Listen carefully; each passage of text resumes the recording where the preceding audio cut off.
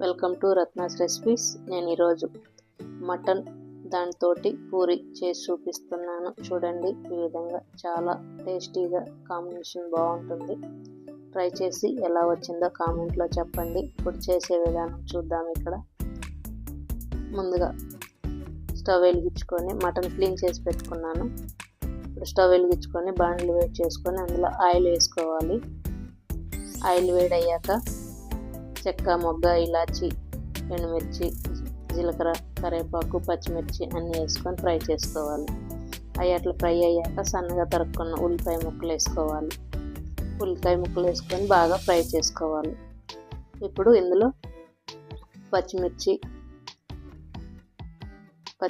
అల్లం, తెల్లగడ్డలు 3 వేసి కచ్చాపచ్చాగా పేస్ట్ చేసుకోవాలి. ఆ పేస్ట్ అందులో వేసుకొని బాగా ఫ్రై చేసుకోవాలి. బాగా ఫ్రై చేసుకొని అదంతా అట్లా ఫ్రై అయ్యాక ముందుగా కడిగి పెట్టుకున్న మటన్ ఉంది కదా, అది అందులో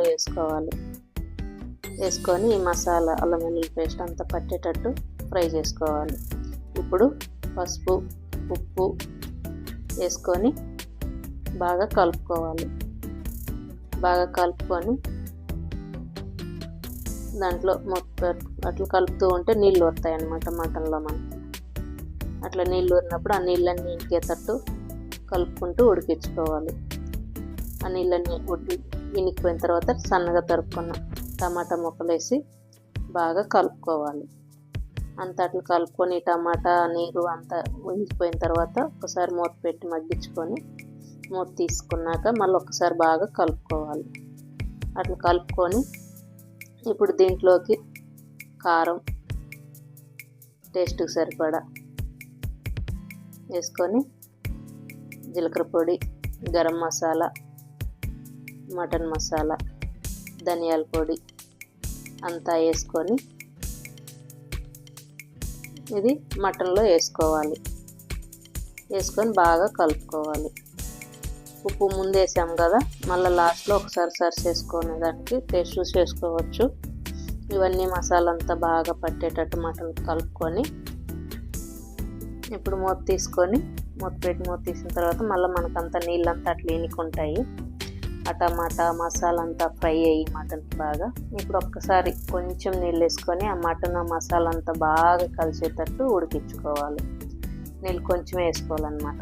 మూత పెట్టి మగ్గించుకొని బాగా ఈ మసాలా అంతా మటన్కి అట్లా పట్టాక మనకి ఎంతైతే గ్రేవీ కావాలో అన్ని నీళ్ళు పోసుకోవాలి. మనం కుక్కర్లో ఏం ఉడికించుకోలేదు కాబట్టి మటను ఈ నీళ్ళతోటే బాండిల్లోనే ఉడికించాం కాబట్టి బాగా నీళ్ళు ఎక్కువ పోసుకొని బాగా ఉడికించుకోవాలి మెత్తగా ముక్కని. అట్లా గ్రేవీ మనకి థిక్ అయ్యేటట్టు ఆయిల్ అంతా మనకి పైకి వస్తుంది మటన్ ఉడికినాక.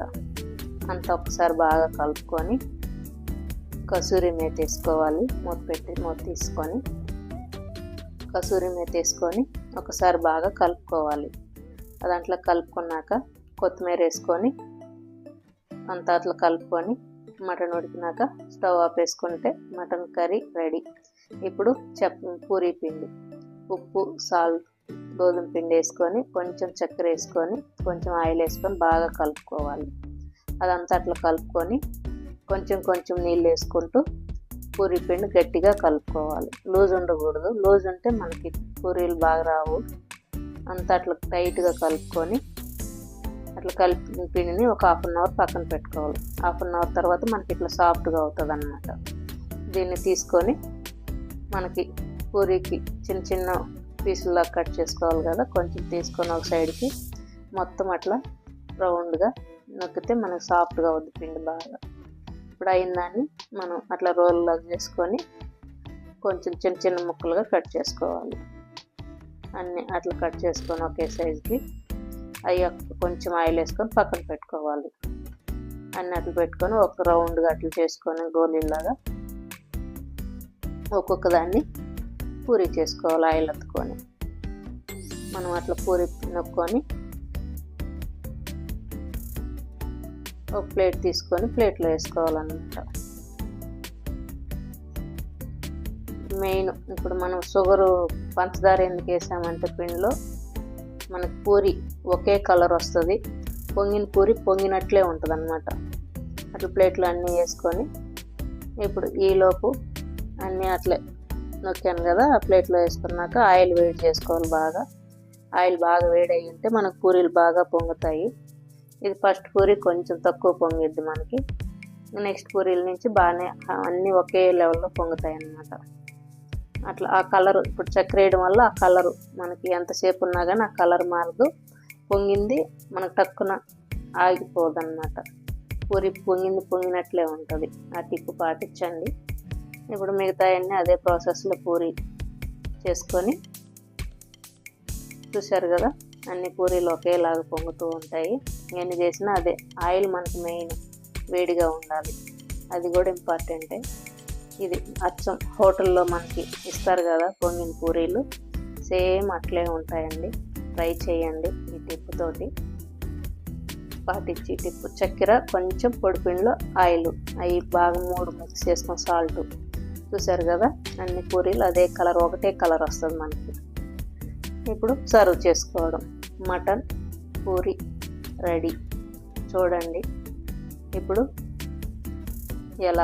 ఎంత సాఫ్ట్గా వస్తుందో అది కూడా తుంచి చూపిస్తున్నాను చూడండి. ఇక్కడ